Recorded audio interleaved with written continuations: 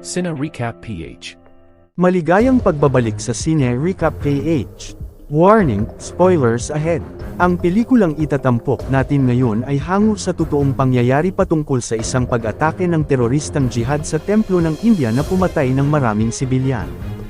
Ang pelikulang ito ay ang Indian action thriller film na ipinalabas 2021 na pinamagatang Akshardham, Operation Vajra Shakti o sa Ingles Temple Attack. Bago tayo magpatuloy, paki-like ang video at mag-subscribe na din sa channel na ito. Maraming salamat. Sa gitna ng kagubatan na pinagkukutaan ng teroristang jihad, nakasubaybay sa mga ito ang Indian National Security Guard o NSG na pinamumunuan ni Major Hanet Singh upang iligtas ang dinukot nilang anak ng ministro. Nang makumpirmang naroon ang target, pinaalam ng Major sa Colonel at nagpadala ng strike team na may ilang minuto ng tansyang oras ng pagdating.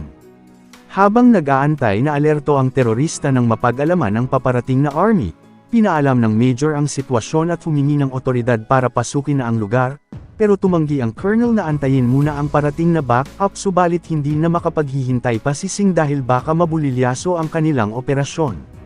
Sumugod na ito kasama ng kanyang team ng dahan-dahan sa kaisa-isang tinapos ang mga bantay.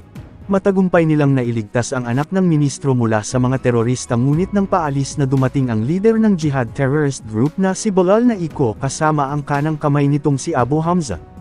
Nang makita ito ni Singh nagbago siya ng plano, gusto niyang hulihin ang leader ng terorista kahit pa hindi ito kasama sa kanilang misyon kung saan agaran silang umatake. Nahuli ng mga ito si Bilal matapos tamaan sa paa, hinabol naman ng Major si Abu Hamza at nagawa na rin sanang mahuli ngunit nabuhay pa pala ang tauhan nito kung saan napatay ang matalik niyang kaibigan at tinamaan din ang Major. Lumipas ang ilang buwan dala-dala pa rin ni Singh ang bigat ng karanasan sa pagkamatay ng kaibigan. Ang kapitan na si Rohat Tilami na maliit ang Major at sinisisi sa pagkamatay ng kasamahan dahil sa paglabag sa kautusan, pero ipinagtanggol ito ni Major Samar na hindi sa lahat ng pagkakataon maswerte sa misyon. Samantala matapos makatakas ni Abu Hamza, nagsanay ito ng 4 na mandirigma sa pakikipaglaban at nagplano ng pagsalakay sa India para magsagawa ng terorismo. Sa National Guard's headquarters, ipinatawag si Major Samar at Singh na matalik ring magkaibigan para sa isang misyon na protektahan ang Chief Minister sa panganib, matapos silang makakuha ng impormasyon ng planong pag-atake sa nakatakdang pagpupulong ng mga negosyante sa ministro. Ngunit nalalapit ng mga anak ang asawa ni Major Samar kaya nakiusap si Singh sa Colonel na hindi na ito isama subalit ang sinumpaan nilang tungkulin ay magprotekta sa bayan na hindi nila dapat kalimutan. Gayunpaman, pumayag ang Colonel na tanggalan ang Major sa misyon para sa panganganak ng asawa. Hindi nagtagal nakatawid na ng hangganan ang mga teroristang grupo para sa kanilang plano. Sumakay ang mga ito ng tren patungo sa syudad na kanilang pakay kung saan sila maghahasik ng lagim. Sa ngayon nakarating na sa hotel ng pagdadausan ng pagpupulong ang NSG upang magbantay ng sitwasyon. Ang kapitan na si Rohat iniisip na manilang sa kanya ang unang misyon at gusto niya sana yung maaksyon pero di na ito pinansin ng Major. Sa templo na may kalayuan sa hotel abala ang lahat sa pagbisita. Ang binatang si Sinto pinagalitan ng ama dahil palaging telepono na lang ang inaatupag imbis na magtrabaho bilang tour guide sa templo. Nang makita nito ang isang turista inalok niya ito na gabayan sa pamamasyal sa malaking halaga, ngunit may kaibigan pala itong lokal dahilan ng napilitan siyang babaan ang bayan. Nakabalik na si Major Samar sa ospital para makasama ang asawa na nalalapit ng mga anak. Patungo na din ngayon ang grupo ng terorista sa kanilang target na lugar kung saan ito ang templo. Sa pagkakataon na iyon napakadami pa ang dumating sa templo para magdasal, hindi nagtagal dumating na din ang grupo na nagbabalak na manggulo at humalo sa mga sibilyan para sa inspection. Nang sila na ang susuriin doon na naglabas ng armas ang mga ito kung saan walang habas na pinagbabaril ang lahat ng mga naroon na kanilang makikita, nagtakbuhan ang lahat para maghanap ng mapagtatagwan habang ang mga naabutan nila ay pinagpapatay at naglagay ang mga ito ng pampasabog sa gate ng templo. Sa paghahanap ng matatakasan tinamaan ang kaibigan ng turista pero nakahanap sila ng mapagtatagwan. Ilan pa sa mga nakulong sa loob ang kanya-kanyang nagtatago ngunit nang mahuli pinatay ng grupo ng walang kalaban-laban, maging ang ama na nagtatago sinakripisyo na ang sarili upang iligtas ang anak. Bago pa maubos ang lahat tumawag ang kanilang boss para sa susunod na hakbang, ipinahostage sa kanila ang mga naroon para sa kanilang susunod na plano kung saan naghiwalay sa dalawa ang grupo. Sa mga oras ding iyon ang National Guard mabilis na dinala ang ministro sa ligtas na lugar matapos mabalitaan ng terrorist attack. Si Sinto tinawagan ng ama na nag-alala sa kanya, buti na lang nagawa nitong makapagtago. Nakarating naman ang terorista sa auditorium at napag-alamang maraming nagtatago sa loob. Hinuli nila ang lahat na naroon at ginawang hostage habang nakita din sila Sinto sa pinagtataguan. Buti na lang ang batang pinatay ang ama na iligtas ng isa sa staff ng templo at itinago. Sa ospital tinawagan na si Major Samar dahil kailangan siya sa tungkulin. Matapos din makakuha ng hostage ang mga terorista, ang leader nila na si Iqbal inutos na pumatay ng isa bawat kalahating oras, parte ng kanilang plano. Sinimulan nila ito sa isang hostage na dinala sa rooftop ng templo.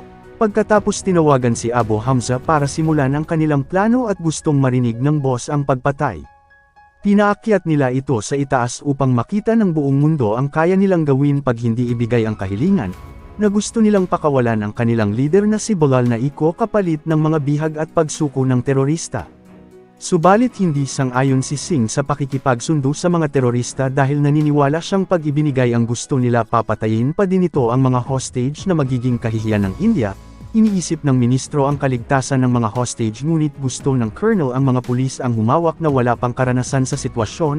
Hiniling ni Singh na ipadala siya at ang mga kasama para tumugon dahil imposible nang mailigtas nila ang mga bihag sa oras na pinakawalan si Bilal. Napilitan na ang colonel pero binili niyang doon lang sila sa paligid.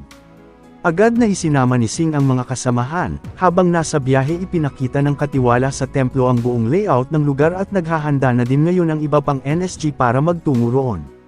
Dumating na naman ang oras para sa susunod na pagpatay, pero bago nila ito magawa tumawag si Abu Hamza upang ipaalam na pumayag na ang gobyerno ng India na pakawalan ang kanilang leader. Tapos na ang kanilang misyon, ngunit pinatay pa din ng terorista ang bihag na hindi maawat ng kasamahan sa pagiging mainitin ng ulo. Sinisimula namang pasukin ng Police Action Force ang templo, ang hindi nila alam may bomba na nakalagay sa gate kung saan pagdating ng NSG nasaksihan nila ang pagsabog na pumatay sa marami. Nang tawagan si Sinto ng ama na nag-aalala, ang terorista ang sumagot sa telepono nito at ginamit ang anak upang siya ang magiging mata nila sa otoridad.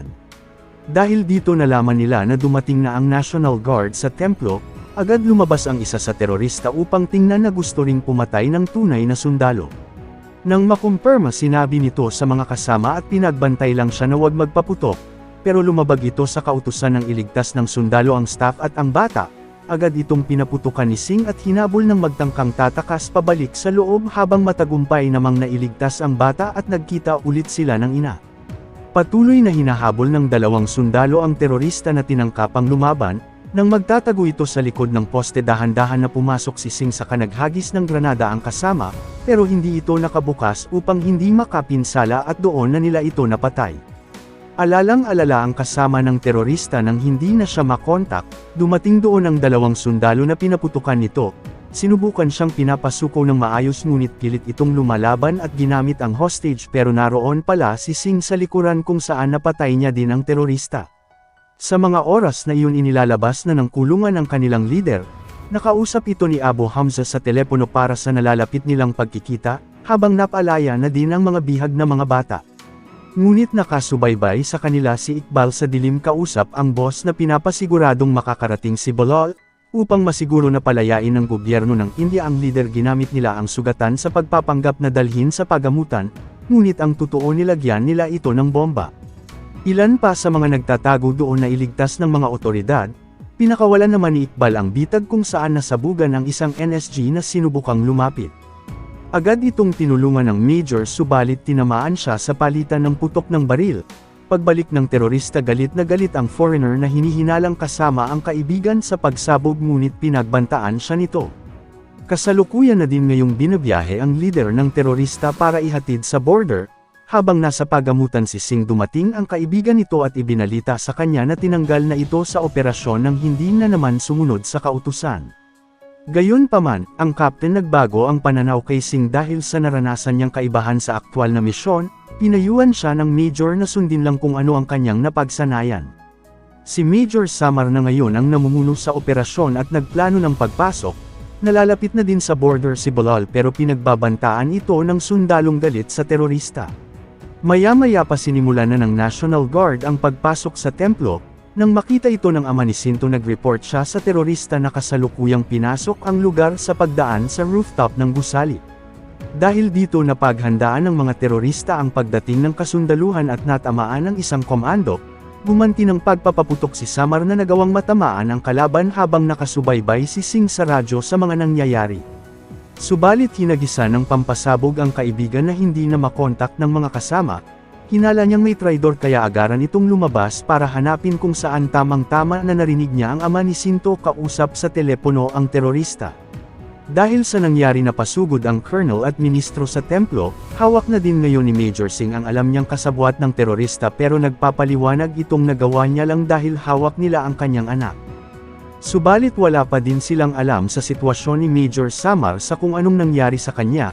Hiniling na ni Singh sa colonel na pagbigyan siya pumasok ulit upang mailigtas ang mga bihag at ang kaibigan sa pamamagitan ng pagbibigay ng maling impormasyon sa mga terorista.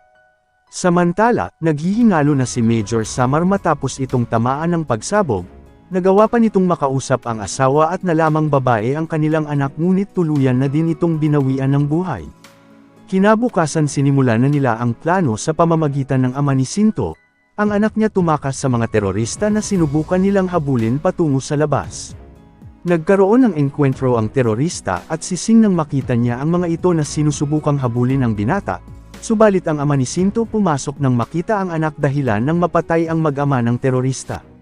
Hindi naman makalapit si Singh sa pagpapaputok sa kanya, tinawag na niya ang kapitan upang magtulungan sila sa pagpasok kung saan may nakaabang na sa kanila sa itaas kaya pinaikot niya ang kasama. Sa ngayon nakarating na sa border ang leader ng terorista, naruroon naman sa kabila nakaabang si Abu Hamza at pinapagawa ang kanilang huling plano. Nakapasok na din si Singh sa templo ngunit nakita siya ng kalaban, buti na lang wala na din itong bala, naglaban ang dalawa gamit ang kanilang mga lakas ngunit nadaig siya ng kalaban. Ang leader ng grupo isinasagawa na ang kanilang huling plano na papasabugan ang buong lugar kasama ng mga bihag. Patawid na rin ngayon si Bilal ng tulay patungo sa kabila habang sinusubukan ng kapitan na pigilan ang terorista. Buti na lang nagawa pang makalaban ni Singh at napatay ang kalaban. Nakatakda na rin sanang papasabugan ni Iqbal ang bomba pero napigilan ito ng National Guard Major. Matapos nito balak pigilan ng colonel ang pagpapalaya sa lider ng terorista, ngunit ayaw nang huminto ni Bilal kaya binaril na ito ng sundalo na pumatay sa kanya upang hindi na makapaghasik ng lagim sa kanilang bansa. Sa templo tinuluyan na ni Singh ang lider ng grupo at matagumpay na nailigtas ang lahat ng bihag. Sa kabila ng trahedya na pumatay ng marami naniniwala ang monghe na makakamit din ng bawat isa ang kapayapaan balang araw. Dito na nagtatapos ang ating kwento, sana nagustuhan nyo. I-like ang video at mag-subscribe na din sa channel na ito. Maraming salamat sa panunood, hanggang sa muli. Paalam!